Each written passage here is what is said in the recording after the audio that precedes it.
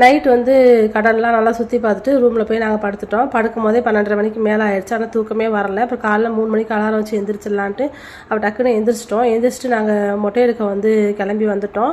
மொட்டை எடுக்க கிளம்பி வரும்போதே நாளிக்கிணறுல வந்து வருஷம் அவ்வளோ வருஷம் நின்றுச்சு. மொட்டை எடுக்கிற இடத்துலையும் டோக்கன் வாங்குறதுக்கு அவ்வளோ வருஷம் நின்றுச்சு. அதெல்லாம் தாண்டி அப்புறம் மொட்டையை எடுத்துகிட்டு அதுக்கப்புறம் அந்த பாட்டிட்டு சந்தனம் வாங்கிட்டு அதுக்கப்புறம் கடற்கரையில் போய் குளிக்கலாம் அப்படின்ட்டு வந்து குளிக்க போயிட்டோம். அதுக்கப்புறம் நாளிக்கிணறுல போனால் அங்கேயுமே வந்து கூட்டமாக தான் இருந்துச்சு. இப்போ கடலில் வந்து குளிச்சுட்டு அதுக்கப்புறம் போகலான்ட்டு கடலில் வந்து குளிக்க வந்துட்டோம். தண்ணியை பார்த்தா தர்ஷிகாவுக்கு ரொம்ப ஒரே குஷியாயிரும். மாமாவை பிடிச்சிட்டு ஹரிசுவாவும் தர்ஷிகாவும் வந்து குளிக்கிறதுக்குள்ளே போனாங்க. அப்புறம் நாங்களும் எல்லாருமா சேர்ந்து என்ஜாய் பண்ணி ரொம்ப சந்தோஷமாக வந்து குளித்தோம். ஆனால் கடலில் குளிக்கும் போது மட்டும் பார்த்து ரொம்ப கவனமாக குளிக்கணும். நம்மளை வந்து அந்த அலை வந்து நல்லா பெரட்டி விட்டுரும். நீச்சல் தெரிஞ்சால் நம்ம தைரியமாக குளிக்கலாம், தெரியாதவங்க கொஞ்சம் கவனமாக தான் குளிக்கணும். இப்படி தான் கடலில் குளித்து நல்லா என்ஜாய் பண்ணிட்டு வந்தோம். இந்த வீடியோ உங்களுக்கு பிடிச்சிருந்தா லைக் பண்ணுங்கள், என்னோட சேனலை சப்ஸ்கிரைப் பண்ணுங்கள்.